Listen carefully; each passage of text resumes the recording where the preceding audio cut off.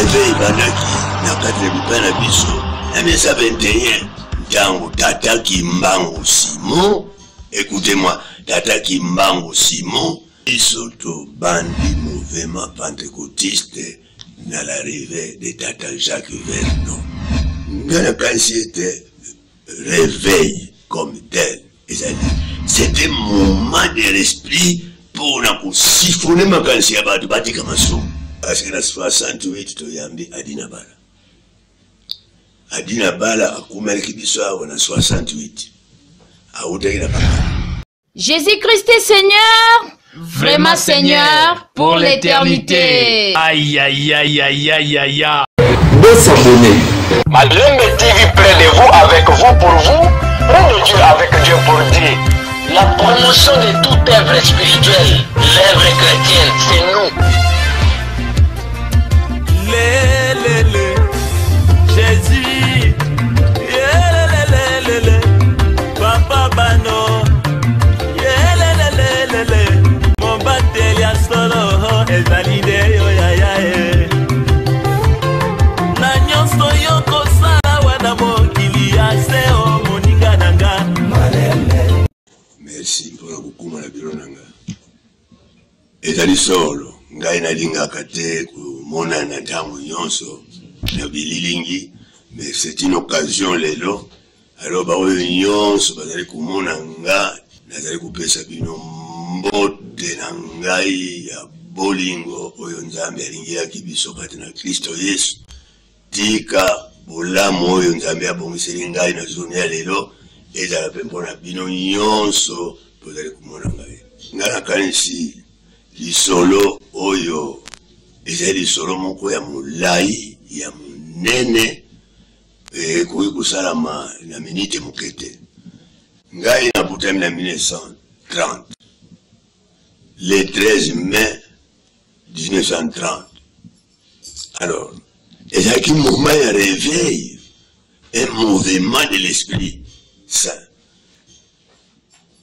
Réveil bandaki na kati na bipai na biso na mesa 21 ntango Tata Kimbangu Simon. Écoutez-moi, Tata Kimbangu Simon Nzambe atondisaki na molimo. Il était un chrétien fidèle. Mipesaki pa na Nzambe.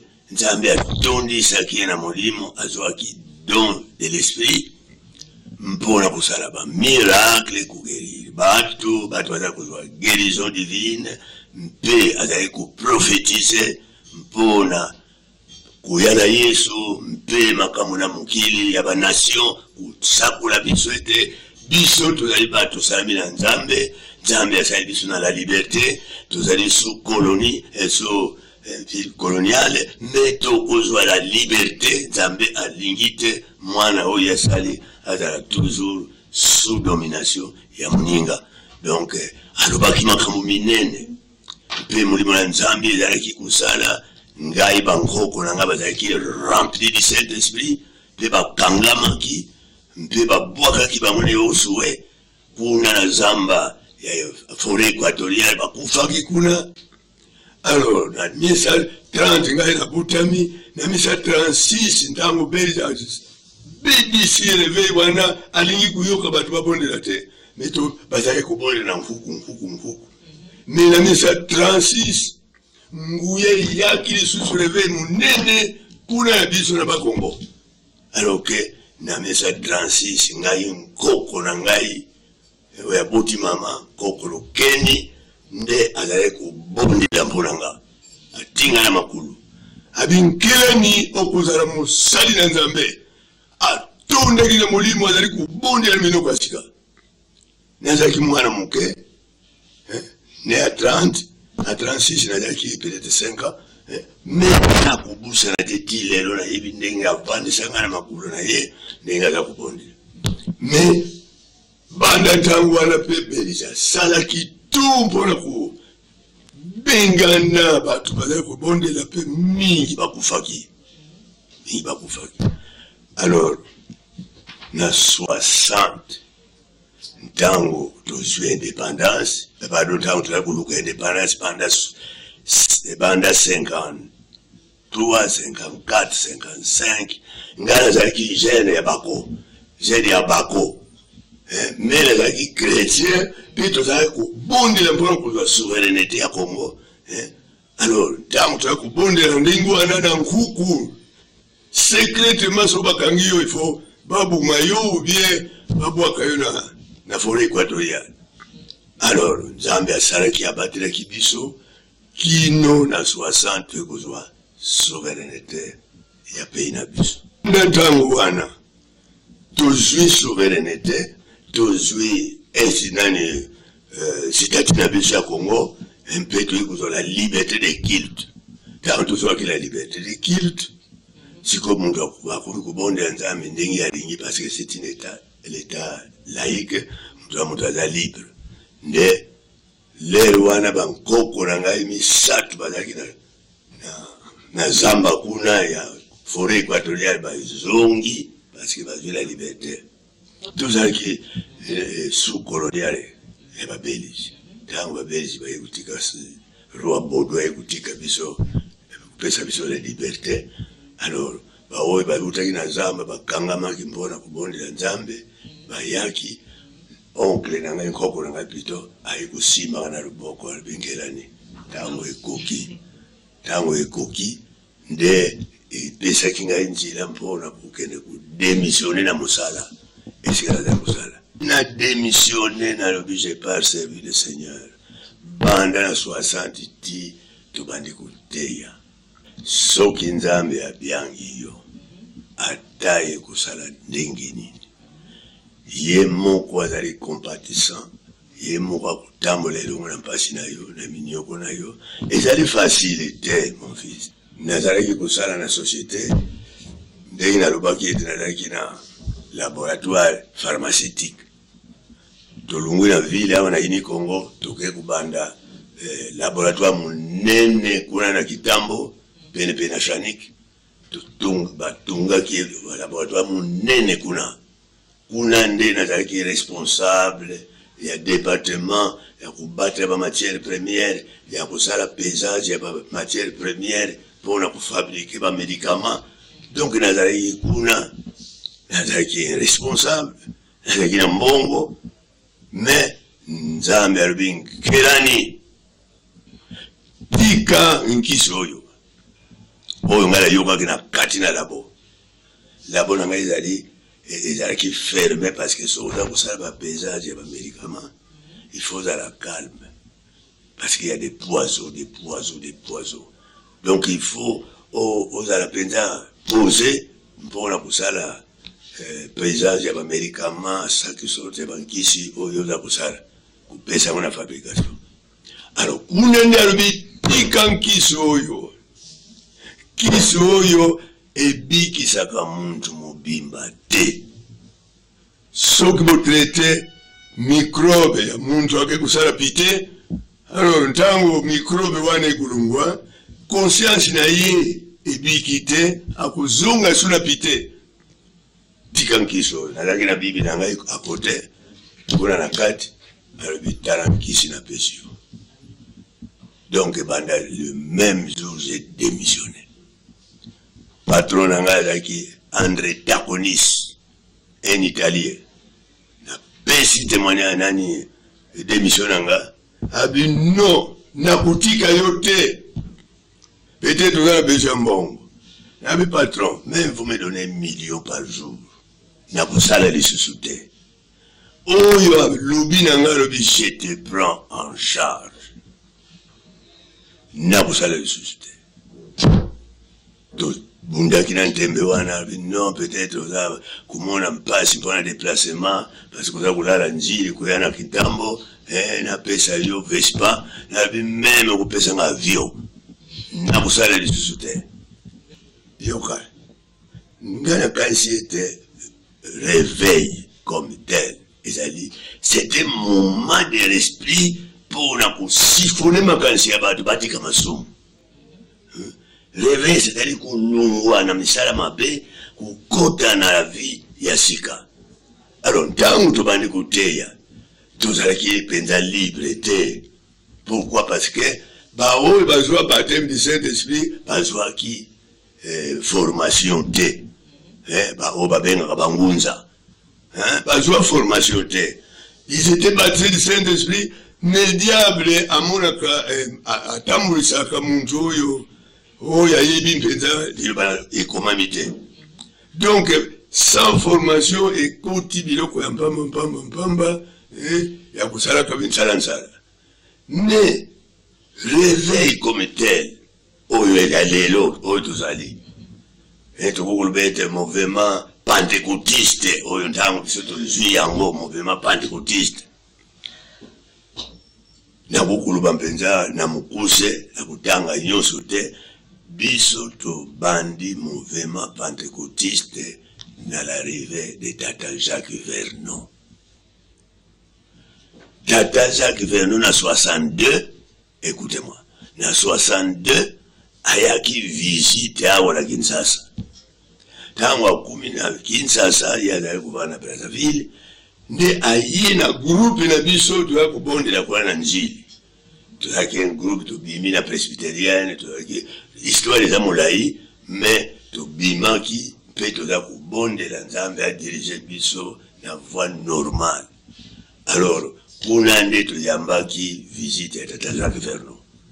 Tata Jacques Vernon akotaki na ndakwa nzambe sika tuwa kubondela. Alors, tuyambiye, quand tuyambaki a témoigner Christ. Tango témoigner Christ.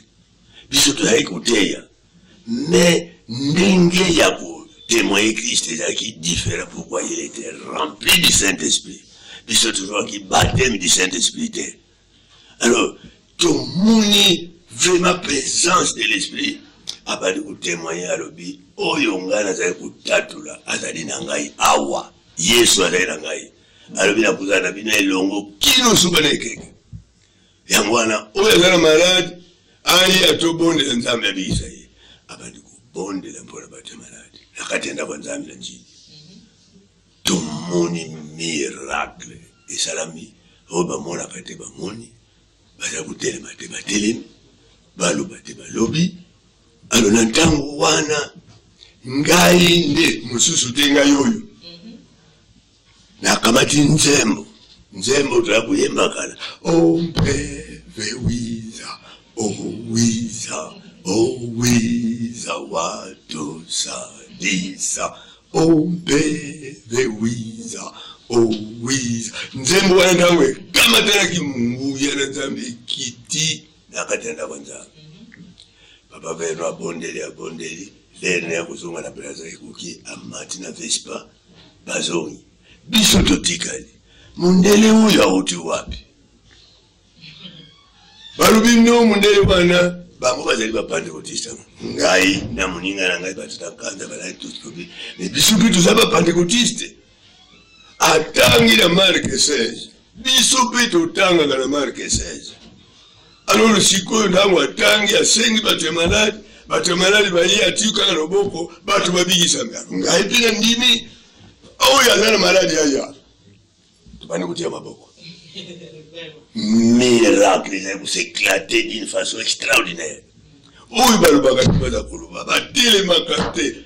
Njiri ningani bandantangwana. Alors, ntangwana tout soit qui décision ya kubengisa. Tata Jacques Vernon azala na biso elongo pour la diriger biso na mouvement pentecôtiste. Nde tobundaki kino na 64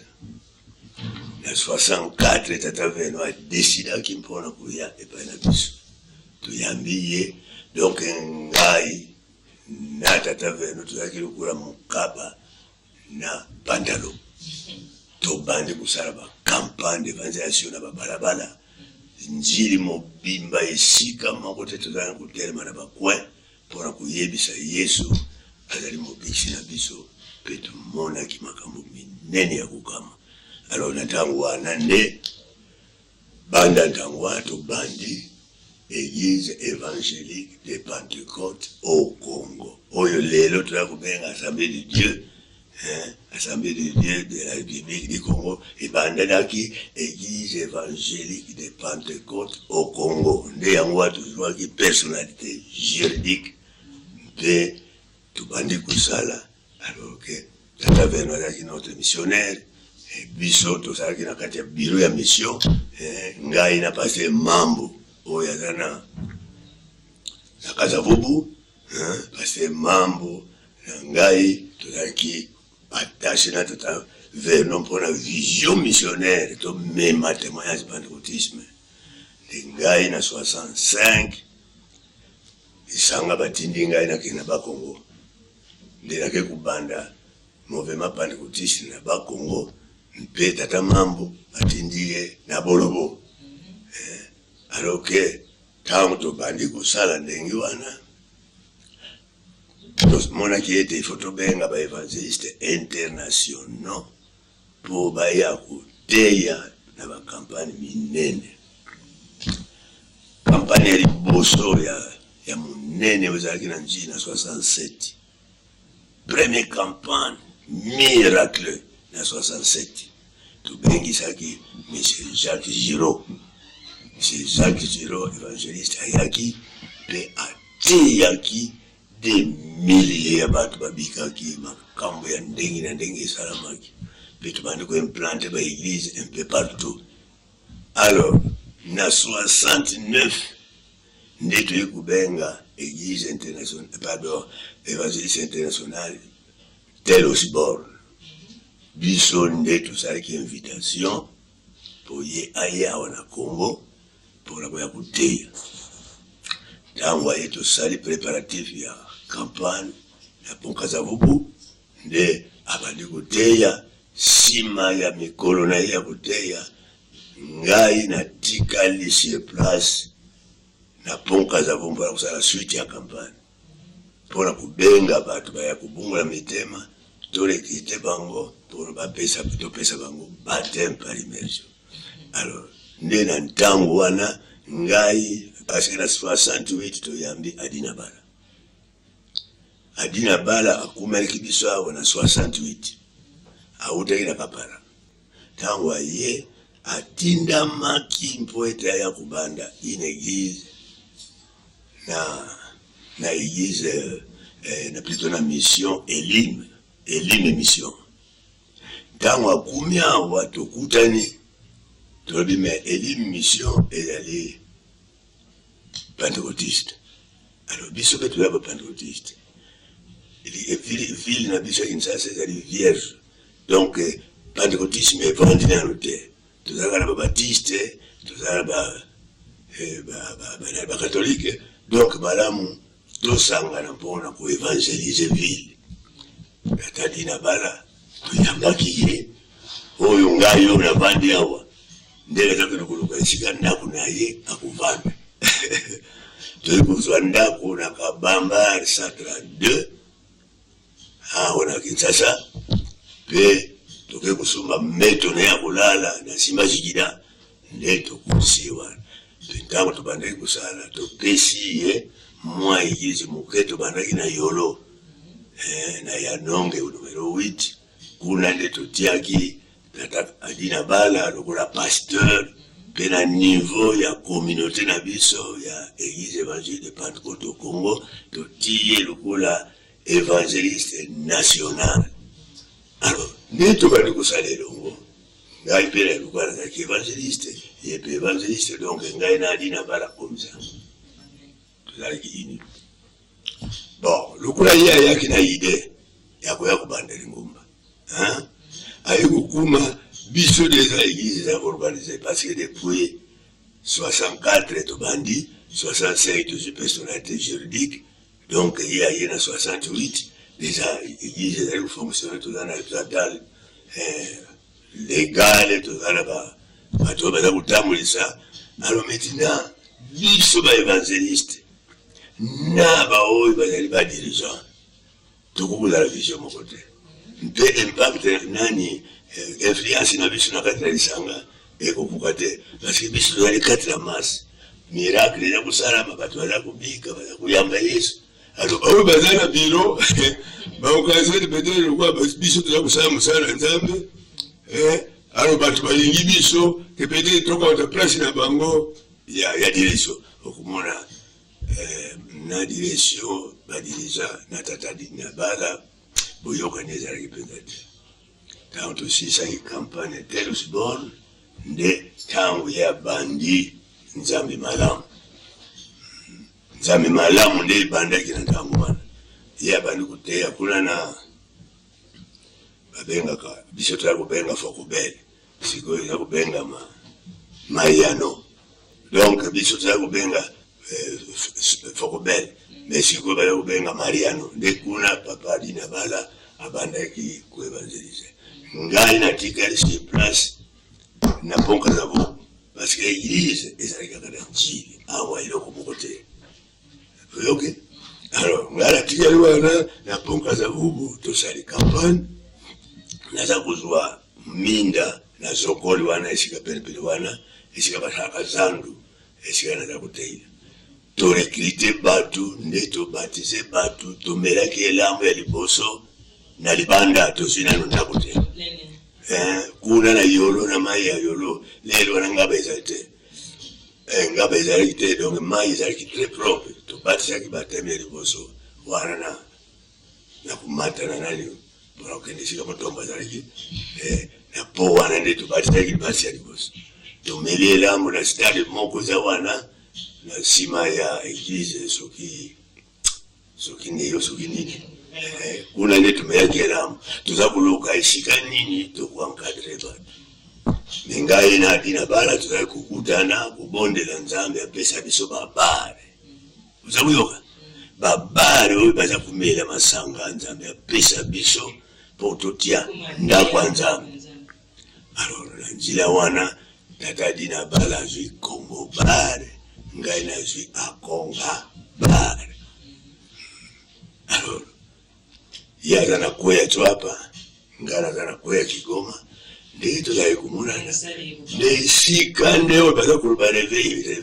lero ndio tokukulba ndio sika reveil parangani awu nyos baza kuteya lelo boyoka ka wo soka abima na dina barate abima pananga donc to bandi kuteya lero atata vema za missionnaire ala kuteya mingi tena Kigoma petu bandi kwa implante begiz pela ukene kananga ukene bakongo ukene boye pour la évangélisation de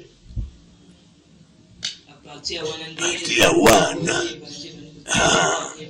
ba groupe de prière salami ba ministère indépendant salami pe takandenge wana ti ndenge tozali boye ngai ba bima oyo boza kumona bima église ya bima nde muntu abandi yango azali mwana oyo ngana batizaki Manda Jean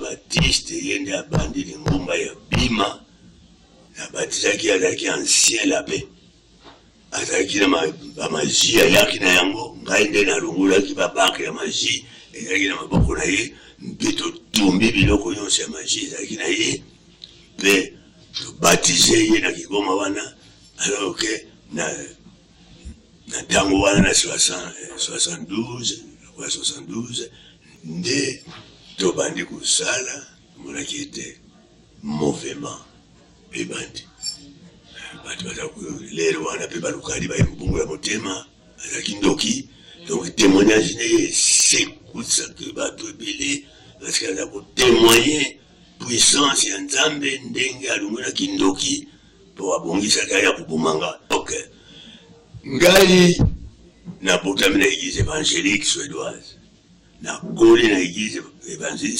suédoise alors protestante ezalaki babaptiste anglaise babaptiste américaine babaptiste luthérienne banini tous donc protestant ezali na bamission ebele bamission ebele ngatanga na kumi wana Kinshasa na 1950 na kotaki na baptiste anglaise na itaga parce que baproteste bazalaki na tango wana itaga na kitambo ezalaki ABFM sile toza kubenga siko ezali sebeko alors que ezali ba église protestante bon différence ezali ni na ba pentecôtiste na ba ba protestant ezali ete sikoyo ezali différent mais nakala jamais un baptiste akoki kondima te baptême du Saint-Esprit. Zawiyo bandimeli baptême du Saint-Esprit te bandimeli miracle oyo Molimo Mosantu asalaka te. Donc nde yango différence ezalaki ete bandimi nsango malamu ya Yesu Mesiya me bandimi lolenge ya misala ya Molimo te. Nde yango wana nde ezalaki différence. Les hommes ne sont pas nés de nouveau. Biso ntango tozali kubanda kuteya toya kokende na Lazare tobatize bato ya maladi ya mbala tomeli na bango elambo esika moko. Ozakuyoka est-ce que biso tozalaki contaminer? Non, mais ondimeli Yesu. Donc bamosusu bakoli te lokola yo okoli te ano bumuntu ezali nanu makasi kati na yo okubanga basike bumuntu ebangaka ne muntu ala Molimo akubangaka te. Biblia elobi ete Yesu akolaki awo yalataki nzoto akolaki na mayele akolaki na molai mpe akoli na boboto epai na Nzambe Tata mpe epai na bantu. Donc toutes choses croissent. Soki muntu okoli na kondima te jamais okozala pe ferme te. Ndenge esalami lelo okoyoka réveil. Est-ce qu'ils sont baptisés du Saint-Esprit? Est-ce qu'ils sont baptisés même par immersion? Est-ce que vraiment ils ont une expérience ya kuvanda na basali na Nzambe o bakoli? Po Yesu avandaki na bato Nzambe apesaki ye apesi bango nkombo badisciple. Un disciple c'est un élève azali kumekola kozala lokola Yesu na vie na ye. Yesu ayi kupesa bomoi. Yesu ayaka kuteya te, non. Ayi kupesa vie oyo normal yoko kuvanda na nzutu oyo. Na nzutu oyo vanda lokola mwana na Nzambe. Soki Nzambe alobi kusala pitete, alors ke nzutu alobi kusala pitete. Soki Nzambe alobi kuyiba te, alors nzutu alobi kuyiba te. Parce que le mal Nzambe est là nzutu na yo. Christ c'est la parole qui s'est vêtu la chair nzutu et kamati liloba. Alors yo ozali na liloba te. Ozali ilolati liloba te. Oza kusala pite na yo, oza kulamba kama sanga na yo, oza kukumaka batu na yo, oza kusala kana boye, mais na munoko oza kulwa liloba Nzambe. Non, ezali liloba Nzambe te. Parce que liloba na Nzambe Yesu alobi nini? Mes paroles et l'esprit et vie.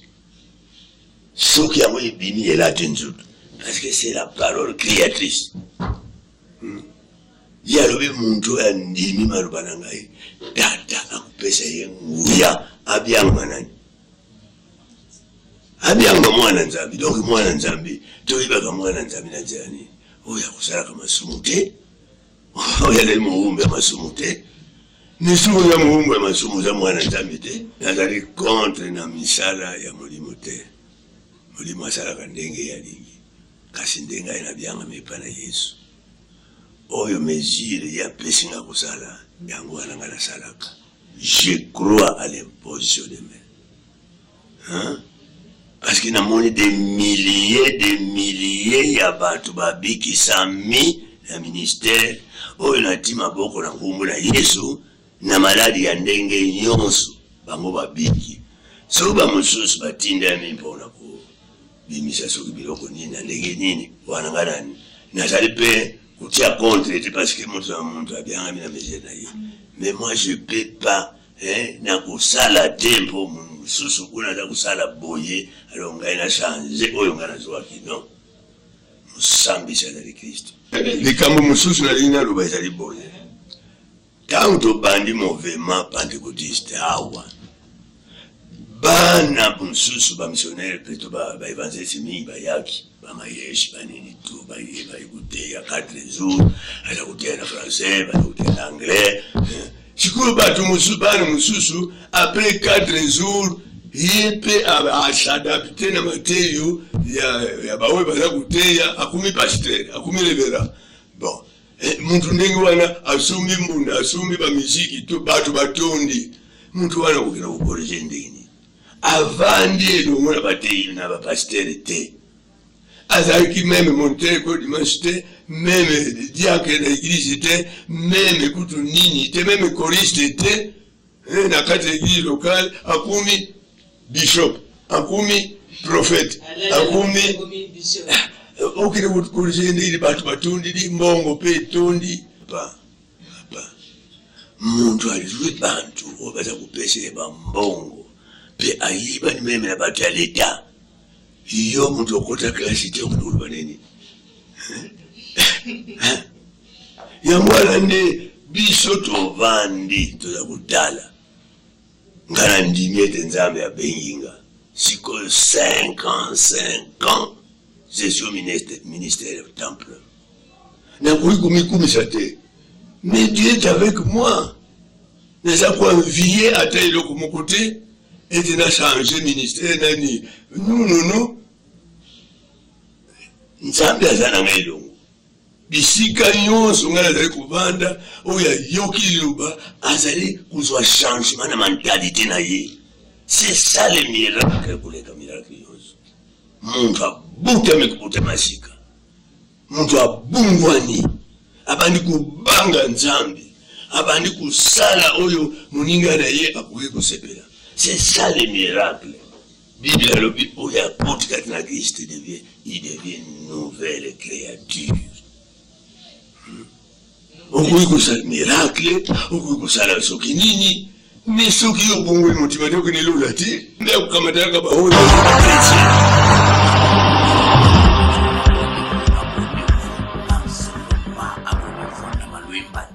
Maluembe TV Iluenyi, Maluembe TV Chintok. Tatuto. Maluembe TV barbiba kuja subajinga kakuluanda information. Balingi kuluanda musica, balingi kuluanda sport. Partout il y a un monde. Abonnez-vous Tatuto, je suis là pour vous dire à tout le monde, à tous les fanatiques. Abonnez-vous massivement na Maluemba TV.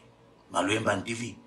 Non, Maluemba TV. D'accord. Maluemba TV. Naza yanko Luemba TV. Moi aussi, naza kusabone. Bon.